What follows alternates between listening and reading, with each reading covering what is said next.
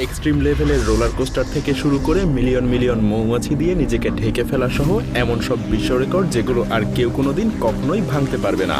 হ্যাঁ, আজকে আমরা বিশ্বের এমনই 22টা আনব্রেকেবল অর্থাৎ যে রেকর্ডগুলো আর কেউ কখনো ভাঙতে পারবে না সেগুলো নিয়েই হাজির হয়েছি। তো চলুন অবিশ্বাস্য সব বিশ্ব রেকর্ডের দুনিয়ায় আপনাকে স্বাগতম। শুরু করা যাক এই ব্যক্তিকে দিয়ে।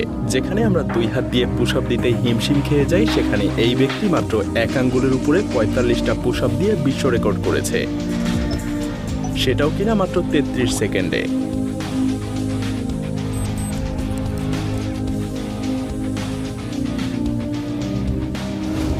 একবার চিন্তা করে দেখুন কতটা শক্তি আর ফ্লেক্সিবল হলে এমনটা হতে পারে। কেউ কিভাবে এমনটা করার চিন্তা করতে পারে, সত্যিই অবিশ্বাস্য।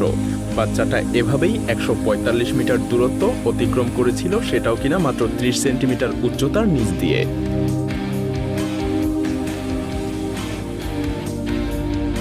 যাদের গাড়ি আছে তারাও সঠিকভাবে পার্কিং করতে গেলে প্রায় সমস্যার সম্মুখীন হয়,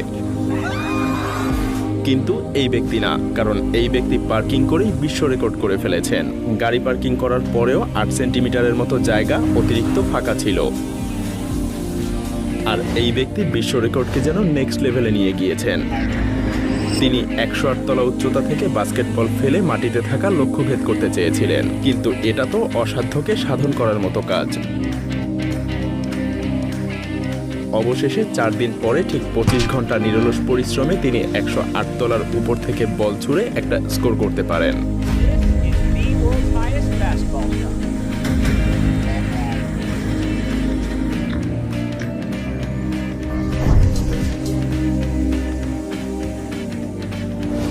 এই ট্র্যাকটা তো মাটিতে চালানোর চাইতে যেন শূন্য ভাষাতেই বেশি কমফোর্টেবল লাগবে।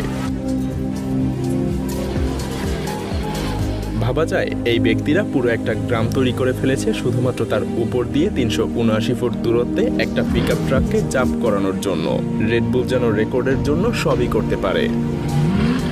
আপনার যদি পাখা বা হাত কিছুই না থাকে, তবে যদি এই ব্যক্তির মতো শুধু পা থাকে সেটাই যথেষ্ট। তবে এই ব্যক্তি কিন্তু কোনো সাধারণ ড্রাইভার না, তিনি একজন প্রফেশনাল রেসিং কার ড্রাইভার। পা দিয়েই তিনি 172 মাইল প্রতি ঘন্টা বেগের গতিতে ড্রিফটিং করতে পারেন। ভাবা যায়?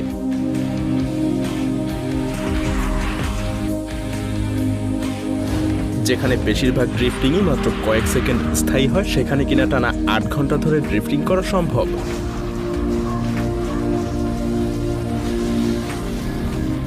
হ্যাঁ, এই ব্যক্তি যেন কোনো বিরতি ছাড়াই তা করে দেখিয়েছেন। BMW এর একটা টিমের মাথা থেকে 8 ঘন্টা ড্রিফটিং এর এই আইডিয়াটা বের হয়েছিল।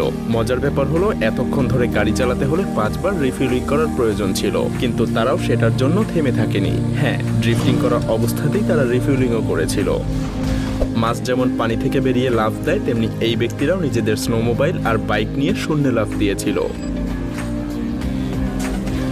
412 ফুটের রেকর্ড করা স্নোমোবিল জাম্প করে সবাইকে তাক লাগিয়ে দিয়েছিল। অনেকে